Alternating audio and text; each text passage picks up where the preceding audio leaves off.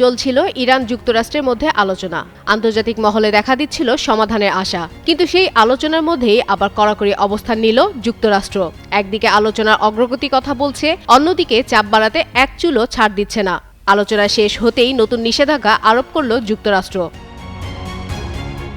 ওমানের দুই দেশের মধ্যে পরোক্ষ আলোচনা শেষ হওয়ার পরই এই নিষেধাজ্ঞার ঘোষণা আসে। যুক্তরাষ্ট্র জানিয়েছে, ইরানের তেল রপ্তানি বন্ধ করাই এর মূল লক্ষ্য। নতুন নিষেধাজ্ঞায় ইরানি তেল পরিবহনে ব্যবহৃত 14টি জাহাজ অন্তর্ভুক্ত করা হয়েছে।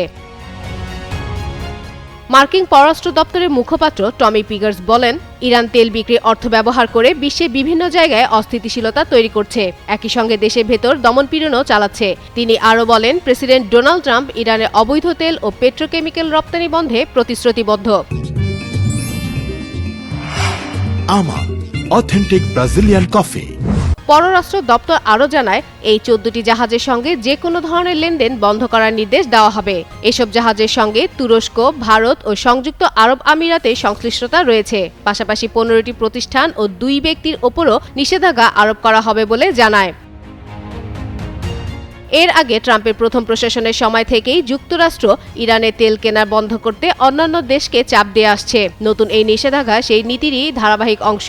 এরই মধ্যে ইরানের পররাষ্ট্রমন্ত্রী শুক্রবার ওমানে যুক্তরাষ্ট্রের জ্যেষ্ঠ দূতদের সঙ্গে পরোক্ষভাবে বৈঠক করেন। বৈঠক শেষে তিনি বলেন, আলোচনার পরিবেশ ইতিবাচক ছিল। তবে এর আগেও ট্রাম্প ইরানের বিরুদ্ধে শক্তি প্রয়োগের হুমকি দিয়েছিলেন। ইরানের উপকূলে মার্কিন সামরিক উপস্থিতিও বাড়ানো হয়েছিল। ফলে আলোচনা চললেও দুই দেশের সম্পর্ক যে এখনো উত্তেজনাপূর্ণ তা স্পষ্ট।